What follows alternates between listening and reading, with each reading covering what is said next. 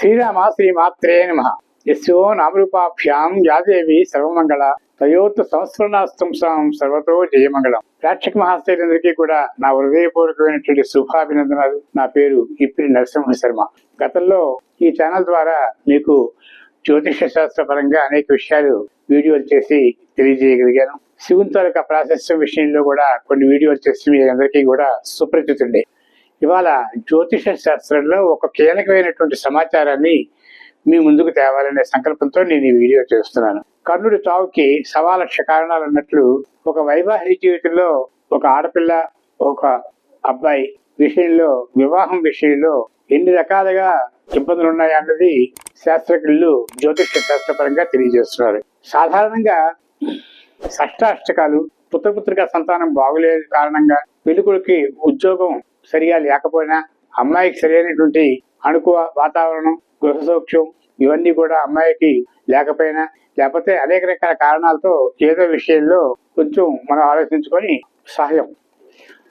అయితే షష్టాష్టకాలు ఇలాగ తప్పదు. ఎందుకంటే ఒక రాశి నుంచి వరుణి రాశి, ఒక రాశి నుంచి వధువు రాశి 6వ స్థానం అయినప్పుడు అది 8వ స్థానం అయినా 6వ స్థానం అయినా సరే ఆ రాశిలో ఉండే నక్షత్రాలు 6వ స్థానంలో ఉండే రాశి నక్షత్రాలు కలిపి ఎట్టి పరిస్థితుల్లో కూడా వివాహాలు చేయకూడదు. షష్టాష్టక దోషాలు వాళ్ళు భార్యాభర్తల్లో అన్యోన్యత లోపం వస్తుందని చెప్పేసి పెద్దవాళ్ళు చెప్తారు. కాబట్టి దానికి మనం హర్షిద్దాం. ఇకపోతే కొన్నాళ్ళు ఏం చేశారంటే, 7వ స్థానంలో శని ఉన్నాడు కాబట్టి వైవాహిక జీవితం బాగుండదు. 7వ స్థానంలో రాహు ఉన్నాడు, సంసార జీవన భంగం అని ఉంది కాబట్టి వివాహంకి ఈ అమ్మాయి అనుకూలం కాదు. తర్వాత ద్విత్వ ఆదర్శాలు ఉన్నాయి ఈ రాశికి, ఈ నక్షత్రానికి, ఈ నక్షత్రానికి, అలాగా వివాహం కాదు. ఈ నక్షత్రానికి తారాబలం కుదరలేదు అని వివాహం కాదు. అనేక రకాల కోణాల్లో కూడా మనకి కొంతమందికి వివాహం విషయంలో ఎవరైనా పురోహితుని అడుగుతుంటే ఈ కోణాలన్నీ చెప్తున్నారు. అయితే ఇన్ని రకాల దోషాలు ఉన్నప్పుడు ఎవరికి వివాహాలు అవుతాయి? భగవంతుడు అనేవాడు ఉన్నాడు, వాళ్ళు ప్రేమించి పెళ్లి చేసుకుంటారు. అలాంటి వాళ్ళకి మనం ఎట్టి పరిస్థితులు కూడా ఈ ముహూర్తాల జోలికి, జ్యోతిష్ శాస్త్రం జోలికి వాళ్ళు వెళ్ళరు. ఇకపోతే మరికొంతమంది అసలు జ్యోతిష్ శాస్త్రాన్ని ప్రామాణికంగా తీసుకున్న తర్వాత మాత్రం ఎన్నో రకాలుగా ప్రశ్నిస్తూ ఎన్నో రకాల దోషాలు ఉన్నాయని చెప్పేసి ఎంత మంచి సంబంధాన్ని అయినా సరే దాన్ని ఒక పక్కన పెట్టేస్తున్నారు. ఇలాగా 30 సంవత్సరాల దాకా మగపిల్లడికి, 28 సంవత్సరాల దాకా ఆడపిల్లకి వివాహం కావడం మృత్యు అయిపోతున్నది. ఈ మధ్యని కొత్తగా మరొకటి తరలించింది. ఏంటంటే త్రిజ్యేష్ఠలు. ఈ త్రిజ్యేష్ఠలు అనేటప్పుడు సాధారణంగా ఇంచుమించు నేను 60-70 సంవత్సరాల క్రితం కూడా పెద్దవాళ్ళు తాలూకా మాటలు ఏంటంటే జ్యేష్ఠురాలు, జ్యేష్ఠుడు, మొదటి సంతానం మగబిడ్డ, మొదటి సంతానం ఆడపిల్ల కలిగినప్పుడు అది ఇద్దరు జ్యేష్ఠుడు జ్యేష్ఠురాలు అవుతారు. కాబట్టి వాళ్ళకి జ్యేష్ఠ మాసంలో అనివార్యమైన పరిస్థితుల్లో జ్యేష్ఠ మాసంలో వివాహం చేయాలంటే త్రిజ్యేష్ఠులు పనికిరావమ్మా అని చెప్పి చెప్పడంలో సహజం. ఎందుకంటే జ్యేష్ఠ మాసంలో మీరు అనుకున్నారు కానీ 3 జ్యేష్ఠులు వివాహానికి పనికిరాదు అని. అదొక్కటే కారణం. అలా లెక్కేసుకున్నప్పుడు ఈ మధ్యన కొత్తగా ఏమిటవుతున్నదంటే మరికొంచెం డీప్గా వెళ్ళి మరికొన్ని శాస్త్రాలు అడ్డం పెట్టుకొని మరి కొంతమంది సలహాలు, పెద్దవాళ్ళ తరగతి సూచనలు తెలుసుకొని అబ్బాయి తాలూకా నక్షత్రం జ్యేష్ఠ నక్షత్రమైనా వాడు జ్యేష్ఠుడైనా, అమ్మాయి తాలూకా నక్షత్రం జ్యేష్ఠ నక్షత్రమైనా ఆమె జ్యేష్ఠురాలైనా ఇలాగా నక్షత్రం కూడా కొంత కలుపుతూ వస్తున్నారు. అప్పుడు ఒక అమ్మాయికో జ్యేష్ఠ నక్షత్రం జ్యేష్ఠుడు, ఒక అమ్మాయికో అబ్బాయికో ఉంటే 2 జ్యేష్ఠులు అయ్యి అమ్మాయికి జ్యేష్ఠురాలు అయినప్పుడు 3 జ్యేష్ఠులు అవుతాయని చెప్పి ఆ విధంగా కూడా సంబంధాన్ని కోల్పోతున్నారు. అమ్మాయికి కూడా జ్యేష్ఠ నక్షత్రంలో పుట్టింది జ్యేష్ఠురాలు, అబ్బాయి పర్వాలేకపోయినా 3 జ్యేష్ఠులు అవుతున్నాయి కాబట్టి అందుకోసం ఆ విధంగా కూడా కొంతమంది కూడా వివాహాలకు అంగీకరించట్లేదు.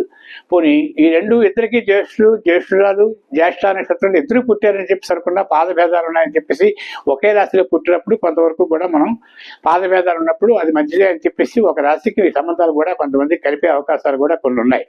కానీ అది కూడా ఇందులో లేకుండా పాదభేదాలు ఉన్నప్పటికీ కూడా జ్యేష్ఠ నక్షత్రంలో పుట్టాడు, జ్యేష్ఠ నక్షత్రం జ్యేష్ఠుడే ఉన్నాడు, జ్యేష్ఠ నక్షత్రంలో అమ్మాయి పుట్టింది, జ్యేష్ఠురాలే ఉన్నది కాబట్టి 4 జ్యేష్ఠులే ఇది కూడా తప్పే అన్నట్టుగా కూడా కొంతమంది వాదిస్తున్నారు. అదే కాకుండా జ్యేష్ఠ మాసంలో పెళ్లి చేస్తే సరిపోతుందా అని ఎవరైనా అడిగితే 5 జ్యేష్ఠులు వస్తే పనికిరాదంటారు. ఎలా ఈ విధంగా? కాబట్టి ఇవన్నీ కూడా మనం రంధ్రాన్వేషణ చేయడం మాత్రం చాలా దారుణం, చాలా తప్పు. ఎందుకంటే శాస్త్ర ప్రమాణాలు చాలా వరకు ఉంటాయి.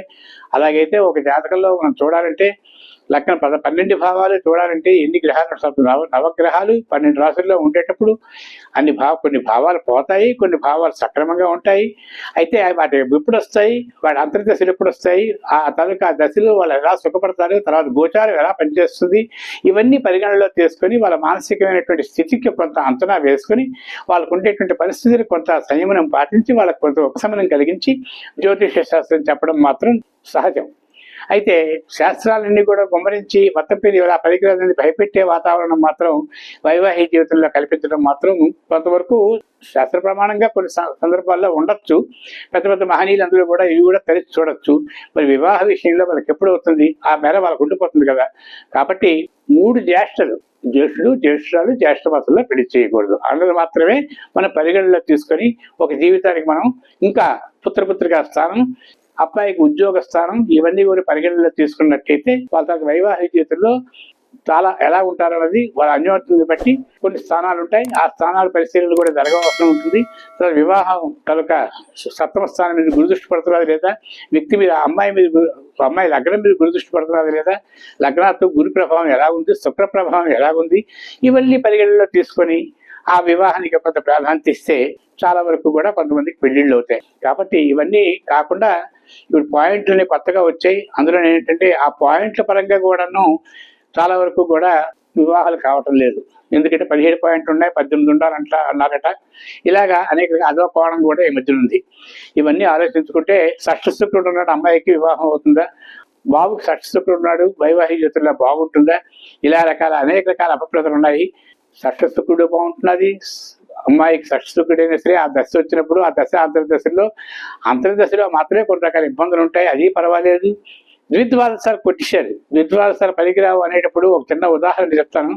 మేషరాశిలో అశ్విని నక్షత్రం మేషరాశి అవుతుంది, రేవతి నక్షత్రం మీనరాశి అవుతుంది. అయితే మీనరాశికి మేషరాశికి పడదని ఒక స్టాంపు వేసేస్తే మీనం అనేది గురుని తాలూకా క్షేత్రం, మేషం అనేది కుజుని తాలూకా క్షేత్రం. గురుకుజులు మిత్రులు, గ్రహమైత్రి బాగుంటుంది. ఆ ప్రకారంగా ఎన్ని ద్విద్వాదశాలు పోతాయి. కాబట్టి ఆ ద్విద్వాదశాలకి చాలా వరకు కూడా కొట్టేశారు పెద్దవాళ్ళే, ద్విద్వాదశాలు పరిగణలోకి తీసుకోవద్దు అని. అలాగే ఈ జ్యేష్ఠ నక్షత్రానికి కూడా ఈ మధ్యన కొత్తగా పుట్టినప్పుడు ఈ పాయింట్లు, ఈ జ్యేష్ఠ నక్షత్రం తాలూకా త్రిజ్యేష్ఠలు, వీటి విషయంలో కూడా పెద్దవాళ్ళు బాగా ఆలోచించి ఒక నిర్ణయానికి వచ్చి దానికి వాళ్ళకి వివాహం విషయంలో కొంత వాళ్ళకి ఉపశమనం కలిగించి వాళ్ళకి ఒక విధమైనటువంటి ఆశీర్వాదం మనం కలిగజేయాలి. కాబట్టి పెద్దవాళ్ళందరూ గ్రహించాలి. జ్యోతిష శాస్త్ర పరంగా త్రిజ్యేష్ఠులకి చాలా స్వల్పమైనటువంటి దోషం ఉంటుంది తప్ప అవి మిగతా జాతకాల్లో పరిగణలో తీసుకొని వాళ్ళ తనకు వైవాహిక జీవితంలో ఎటువంటి ఆటంకాలు ఉన్నవి అన్నవి మనం గమనించి అప్పుడు ఒక నిర్ణయం తీసుకోవాలి. దానివల్ల మరొక విషయం కూడా ఉంది.